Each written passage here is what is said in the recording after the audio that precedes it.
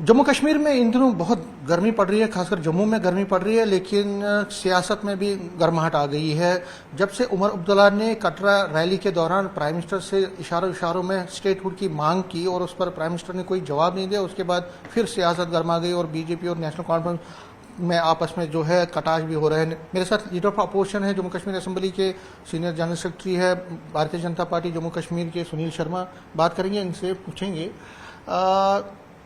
सुनील जी, उमर अब्दुल्ला इशारों में उन्होंने कहा कि सबकी प्रमोशन हो गई, उनकी डिमोशन हो गई, और उन्होंने ये कहा कि उन्हें भरोसा है कि प्राइम मिनिस्टर इस पर कुछ कहेंगे, स्टेटहुड का दर्जा वापस देंगे, लेकिन उन्होंने तो कोई जवाब नहीं दिया। उससे जो नेशनल कॉन्फ्रेंस है वो खुलेआम कह रही है कि उनको मायूसी हुई है। देखिए, बड़ी ताज्जुब की बात है। आप बोल रहे हैं कि उमर अब्दुल्ला साहब ने कहा डिमोशन हुई, और मैं भी स्टेज पे था, मैंने भी सुना। मुझे समझ नहीं आती है कि कौन सी डिमोशन हुई है उनकी। यूनियन टेरिटरी 5 अगस्त 2019 को बना, चुनाव सितंबर अक्टूबर 2024 को हुआ। 6 साल लगातार स्टेट यूटी में बदल गई है। अब उन्हें ऑलरेडी पता है कि ये यूनियन टेरिटरी है। तो अब आप मुझे बताइए, क्या उमर अब्दुल्ला साहब सीएम बनने के बाद इसको यूटी बनाया गया? उमर अब्दुल्ला साहब ने हलफ ली तब ये यूटी बना? ऐसा तो नहीं है। यूटी ऑलरेडी बना हुआ है। और मैं सिर्फ उमर अब्दुल्ला साहब को ये बातें याद दिलाना चाहूंगा, जब यूटी बना था तब आपने कसम खाई थी मैं चुनाव नहीं लड़ूंगा जब तक वापस स्टेट रेस्टोर नहीं होगी। जब आपको पता है कि ये यूटी है, अब हर स्टेज पे, हर जगह, असेंबली में, सेक्रेटेरिएट में, स्टेज पे, दाएं बाएं स्टेटहुड। एक्चुअली वो ध्यान भटकाना चाहते हैं जम्मू कश्मीर की जनता का। उन्होंने धोखा किया है। मैं बार बार बोलता हूं, वैसे अच्छा नहीं लगता हर बार बोलना। इस परिवार ने ही जम्मू कश्मीर के लोगों के साथ धोखा किया, विशेषकर कश्मीरियों के साथ धोखा किया। लगातार तीसरी पीढ़ी धोखा करती आ रही है और चौथी पीढ़ी मैदान में तैयार है धोखा करने के लिए। इन्होंने चुनाव लड़ा था, मैं यहां पे 370 को बहाल करूंगा, मैं यहां पे 35 को वापस लाऊंगा, बाकी चीजों के लिए इन्होंने चुनाव लड़ा था।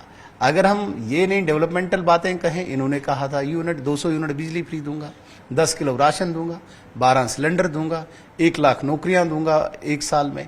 तो इन सारी चीजों को भटकाने के लिए वो स्टेटहुड की बात कर रहे हैं, जो स्टेटहुड भारतीय जनता पार्टी के एजेंडा में है, जो स्टेटहुड भारतीय जनता पार्टी की प्रतिबद्धता है, कमिटमेंट है। उमर अब्दुल्ला साहब इन सारी चीजों से बचना चाहते हैं। जो लोग उनसे सवाल पूछते हैं, जवाब मांगते हैं, वो दूर भागना चाहते हैं और स्टेटहुड पे अपने को खड़ा कर लेते हैं। भाई स्टेटहुड, आपने तो पहले कहा था मैं चुनाव नहीं लड़ूंगा, तो क्यों लड़ा चुनाव? आप इस बात का जवाब दीजिए। स्टेट बन जाती तब चुनाव लड़ते। आपके पास सीनियर लीडर्स थे, बड़े बड़े लीडर्स थे, किसी को आप स्पीकर बना रहे हैं, कोई रो रहे हैं कि भाई हमें मिनिस्टर नहीं बना रहे हैं। अनरेस्ट आपकी पार्टी में फैला हुआ है, आप उनकी तरफ ध्यान नहीं दे रहे हैं। क्योंकि अगर यहां पे मैं कहता हूं कि एक छोटी सी कारपोरेशन का मेयर भी बनना है और अब्दुल्ला फैमिली का कोई भी परिवार का सदस्य अभी अनएम्प्लॉयड है, तो पहले वो मेयर बनेगा। तो वही बात यहां पे भी हुई।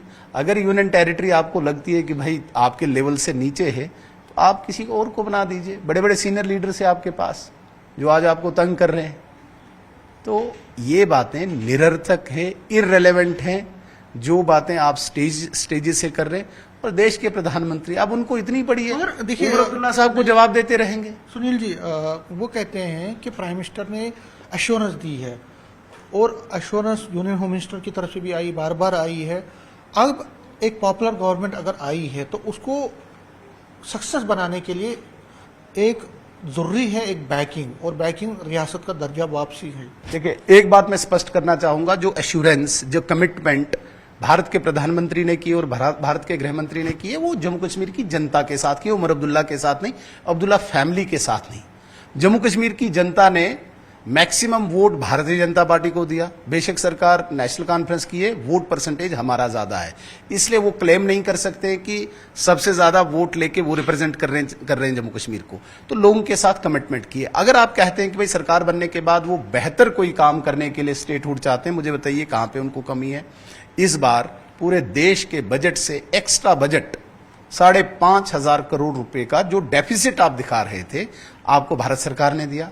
आप मुझे बताइए, एक भी आपके मिनिस्टर्स की या आपकी कोई मीटिंग ग्राउंड पे हुई किसी काम को लेके, कोई डेवलपमेंटल इश्यूज को लेके? कहीं पे भी नहीं। लोगों को रूटीन गवर्नेंस में जो दिक्कतें आ रही है, आपने कोई ईज करने के लिए कोई स्टेप उठाए, कोई रिफॉर्म्स लाए, कोई बिल लाया? कुछ भी नहीं।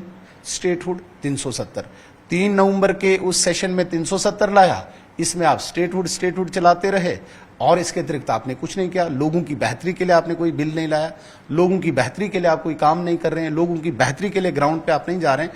आप मुझे बताइए, कब उमर अब्दुल्ला साहब को खाली किया भारत सरकार ने? सबसे प्यारा लाडला मुख्यमंत्री उमर अब्दुल्ला साहब है भारत सरकार के लिए।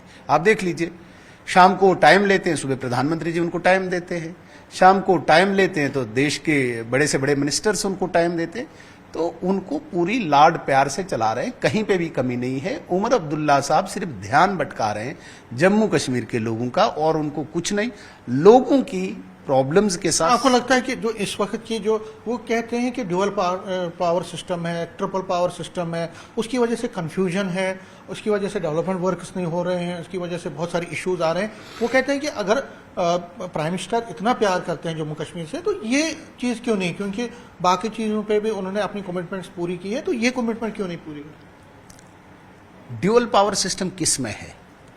आप मुझे बताइए, जितने भी ऑर्डर्स निकलते हैं जो एक पॉलिटिकल वेंडेटा से, एक रिवेंजफुल ट्रांसफर से डेली कर रहे हैं, उसके लिए इनको कहीं पे ड्यूअल पावर सिस्टम की दिक्कत आ रही है क्या? ये प्रिंसिपल्स कर रहे हैं, ये डायरेक्टर्स कर रहे हैं, ये लेक्चरर्स कर रहे हैं, ये चीफ इंजीनियर्स कर रहे हैं, ये सुपरिटेंडिंग इंजीनियर्स कर रहे हैं। इन्होंने इस वक्त एक इंडस्ट्री खोल के रखी है, वो है ट्रांसफर इंडस्ट्री। और उसमें क्या इनकी इंटेंशन है, मैं अभी नहीं जल्दी कहूंगा, वक्त आने पे मैं जरूर कहूंगा। सिंगल इंडस्ट्री ने खोल के रखी है, ट्रांसफर इंडस्ट्री, और उसमें ये व्यस्त हैं। अब मुझे बताइए, ड्यूअल पावर सिस्टम अगर इनको कहीं पे दिक्कत आती है, अगर लोगों को पानी नहीं है, पानी देने में कहीं दिल्ली से जल शक्ति मंत्री इनको हडल क्रिएट कर रहा है, तो हमें ड्यूअल पावर सिस्टम लगे। रूरल डेवलपमेंट डिपार्टमेंट में इतनी प्रॉब्लम्स है, लोगों की समस्याएं हल करने में कहीं ड्यूअल पावर सिस्टम आड़े आता है तो हम बोलते। एक जगह पे सिर्फ पुलिस, इनको पुलिस की ठाट बाट चाहिए थी, वर्दी वाले ऑफिसर आगे पीछे चाहिए थे, वहां पे इनको ड्यूअल पावर सिस्टम लगता है। उमर अब्दुल्ला साहब, मैं न्यूज 18 के इस मजबूत चैनल के माध्यम से आपको कहना चाहूंगा, आप ग्राउंड पे उतरे, लोगों की समस्याएं देखें। हफ्ते में जो एक दिन का ट्रिप आपका दिल्ली होता है और लंदन होता है, उससे बाहर आके आप जम्मू कश्मीर के लोगों की समस्याओं के समाधान के लिए आइए। अगर आपको कहीं पे हर्डल, आपको प्रॉब्लम ड्यूअल पावर सिस्टम से आता है, मैं भारतीय जनता पार्टी का लीडर ऑफ अपोजिशन होने के नाते आपको विश्वास दिलाता हूं, हम आपके साथ खड़े होंगे, कहीं पे भी प्रॉब्लम नहीं आने देंगे। लेकिन आप कहेंगे कि सिर्फ मुझे पुलिस चलानी है, डंडा चलाना है यहां पे, वो तो आपने देखा है पिछले 25-30 साल पुलिस हाथ में रख के आपने क्या क्या किए, उसको मैं नहीं उन चीजों को खोदना चाहता हूं। यहां पे आप लोगों के काम कीजिए, कहीं भी आपको प्रॉब्लम नहीं है। भारत सरकार आपके साथ है, भारत सरकार ने पूरी जिम्मेदारी के साथ आपको मुख्यमंत्री माना है और हर जगह शाना बशाना आपको साथ दे रही है। आप अननेसेसरी इन बातों को गुमराह करने के लिए कर। लास्ट में 11 साल कंप्लीट हो गए आज मोदी जी के शासन के। जम्मू कश्मीर के कनेक्शन के हिसाब से देखें, जम्मू कश्मीर के तनाजुर से हिसाब से देखें, तो ये 11 साल जम्मू कश्मीर के लोगों के लिए आपको लगता है, किस हिसाब से लगता है आपको कि वो एक हिस्टोरिकल रहे या एक परिवर्तन की चीज? देखिए, जम्मू कश्मीर में हमारे सामने जो चुनौतियां थी, हमारे सामने जो चैलेंजेस थी, वो बेसिक इंफ्रास्ट्रक्चर को लेके थी। अगर आप 10 साल पहले जाएंगे, दूर दराज गाँव में जाएंगे, तो आप पेड़ों पे तारें लटकी हुई देख रहे थे। आपने देखा होगा दीनदयाल उपाध्याय ग्रामीण विद्युतीकरण योजना के तहत पूरे जम्मू कश्मीर में बिजली के इंफ्रास्ट्रक्चर को इम्प्रूव किया गया और आज जगह जगह पे बिजली लगभग एक अच्छी कंडीशन में है। आप देख रहे होंगे कि दूर दराज गांव में यहां पे सड़कें नहीं थी, बेसिक इंफ्रास्ट्रक्चर जिसे बेसिक एमिनिटीज कहते हैं, उसकी हमें दिक्कत थी। आज आप सिर्फ गांव में नहीं, आप शहरों में भी देखें, आप हाईवेज देखें। यहां हमारे पास एक ही हाईवे था जम्मू श्रीनगर, उसकी हालत देखते थे आप। सुबह से हम निकलते थे तो शाम तक हम श्रीनगर नहीं पहुंच पाते थे।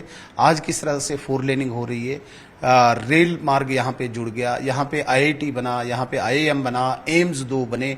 इंफ्रास्ट्रक्चर के हवाले से मैं बोल रहा हूँ, ये एक पार्ट है। दूसरा जो सबसे बड़ी चुनौती थी जम्मू कश्मीर में, वो यहाँ पे लॉ एंड ऑर्डर की थी। कश्मीर में पत्थरबाज पूरा कंट्रोल करके कश्मीर को थे, कश्मीर में आतंकवादी कंट्रोल करके थे, कश्मीर में वहाँ पे अलगाववादी वो कंट्रोल करके थे, कश्मीर में हर प्रकार का उस प्रकार का देश विरोधी तत्व वो प्रॉब्लम क्रिएट करता था, अराजकता पैदा करता था, कयास पैदा करता था, उसको कहीं न कहीं स्ट्रीमलाइन किया है। आज पत्थरबाज कहीं प्रॉब्लमेटिक नहीं है, आज हमारे पास अलगाववादी कहीं देखने को नहीं मिलता, आतंकवादी डिक्लाइन हुआ, एक्सेप्ट ये 22 रन जो इंसिडेंट है। तो सिक्योरिटी पॉइंट ऑफ व्यू से, डेवलपमेंटल पॉइंट ऑफ व्यू से, दोनों से काफी हद तक इम्प्रूव हुआ है। भारत सरकार ने, विशेषकर नरेंद्र मोदी जी ने कहा था सुरक्षा और विकास जम्मू कश्मीर के लिए नारा है। सुरक्षा में हम काफी हद तक आगे बढ़े हैं और विकास में भी कहीं पे कम नहीं है। आप देखेंगे प्रधानमंत्री आवास योजना के तहत करोड़ों घर यहाँ पे आ रहे हैं। आप देखेंगे जल जीवन मिशन के तहत हर जगह पे, हर घर में नल के लिए हमारी योजना यहाँ पे है। पावर में हाइड्रो इलेक्ट्रिक प्रोजेक्ट्स बन रहे हैं, सोलर प्लांट बन रहे हैं। तो काफ़ी हद तक मुझे लगता है कि बेहतरी लोगों की ज़िंदगी में आई है और जम्मू कश्मीर भी डेवलप हो रहा है। टूरिज्म के डेस्टिनेशंस हमारे यहाँ पे डेवलप हुए हैं। तो ये 11 साल जम्मू कश्मीर के लिए विशेषकर एक्सक्लूसिवली बहुत अच्छे निकले हैं। हम उम्मीद करते हैं कि आगे जो इस मोदी 3.0 के 4 साल बचे हैं और इसको सुंदर डेकोरेट करके एक नई यूनियन टेरिटरी प्रस्तुत हम करेंगे, इतनी हमें उम्मीद है। न्यूज़ 18 से बात करने के लिए शुक्रिया। कैमरामैन साहिबा के साथ में समीर भट्ट, न्यूज़ 18 जम्मू।